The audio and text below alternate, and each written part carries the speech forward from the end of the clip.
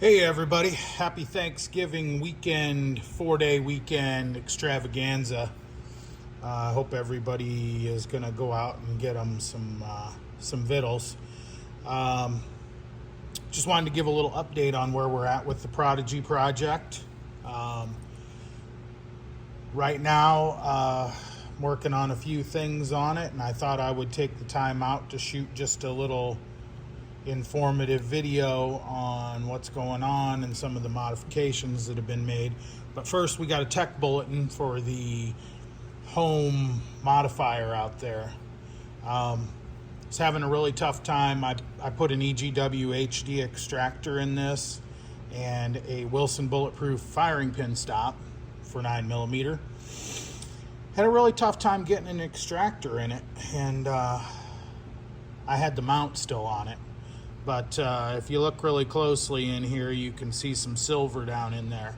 The screw for the mount system actually goes down inside the extractor tunnel. So those of you out there, if you're going to upgrade your Prodigy with a EGW HD extractor, just be aware that, you may have a little issue getting that extractor to go in there. It took me a while to figure it out. I'm not really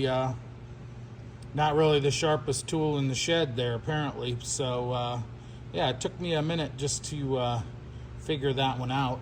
So that's your top end slide modifications. We've got the Wilson bulletproof firing pin stop, HD extractor, EGW stainless firing pin with a standard power spring. We have the Marvel disconnector ramp cut, which definitely with lighter loads, you're using lighter recoil springs and will assist you in overcoming the disconnector interference there. So, gives you a little better feeding potential from that angle. I'm also going to do a little extra beveling over and above what comes from the factory. The bevels on the nose of the slide and the back of the slide were not very sufficient. And then I found the serrations to be rather, if you're a thumb over shooter either side, those serrations are a little bit sharp on those corners. There is light bevel on them, so I'm not gonna say they didn't try. But we're gonna go from the front of the mount here, and then we're gonna put a generous 15-degree bevel from there back, so it'll add a really crazy look to the slide without disrupting the monolithic look you get here with this dust cover slide area. So it'll actually be beveled all the way up to the front of the slide stop and back, so that when the gun's coming back, you won't actually feel these serrations on top of your thumb right there. It'll also probably increase reliability a lot, because I think there are probably a lot of thumb over shooters that slow their slide down with their thumb there, and that'll give them a little bit of relief. So that's a lot of your top end stuff. On the lower, you might have seen we went ahead and went with an EGW gem grip safety, which is blended a lot higher than the factory grip safety. We're going to pair that with an EGW ambi thumb safety that I've shortened. It's the tactical version. There's a little more meat on the left-hand shooter side, just because this side has to clear the plunger tube in these. So theoretically they're the same width, but on this side of the frame you don't have to clear a plunger tube. So the paddle does appear to be a little wider, as you can see there. But it's a very positive system. I'm going to be working with Atlas to get some different thumb safeties in here for this as well. What I also noticed on these was the back of the slide was not blended very well. Actually, the slide ended up going a little bit further forward than it did originally as a new gun, because the link was too short, so it was getting pinched and the barrel wasn't actually going all the way forward into the radius here due to the short barrel length.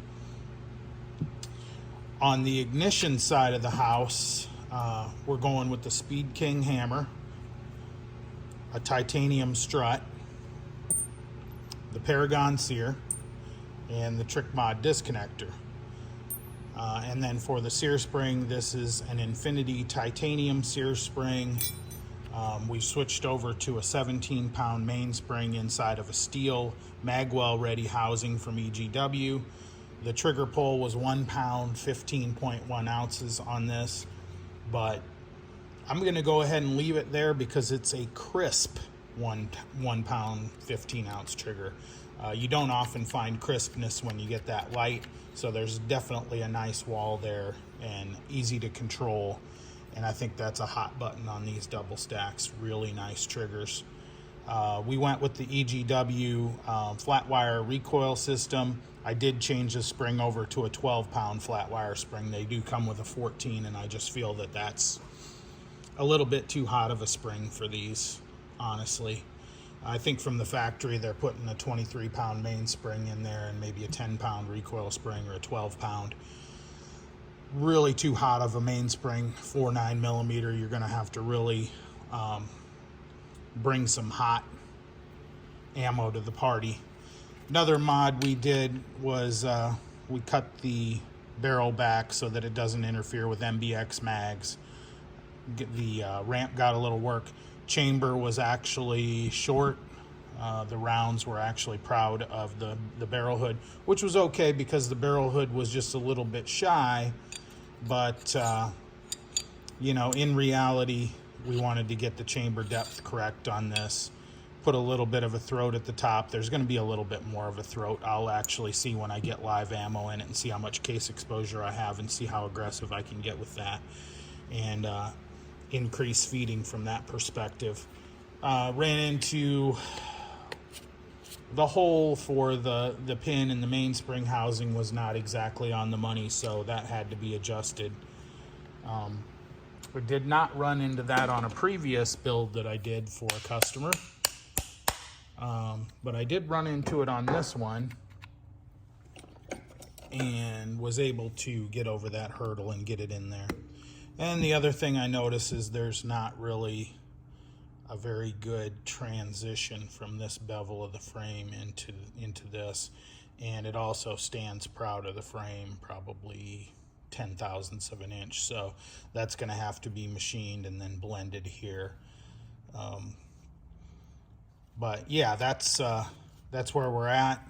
We've got the paint off the dust cover. We're going to go ahead and put a big S on there, and so that you know it's been through here and massaged in this little place here. So yeah, so that's where we're at. This slide bore will get honed to 1000 grit. Everything will get cleaned up. It'll end up getting a refinish. Probably this particular one will get Elite Series Cerakote, the blackout treatment. On the mount, I actually took the rear sight out of it and cleaned up all the machine marks and all of the ugliness that was there.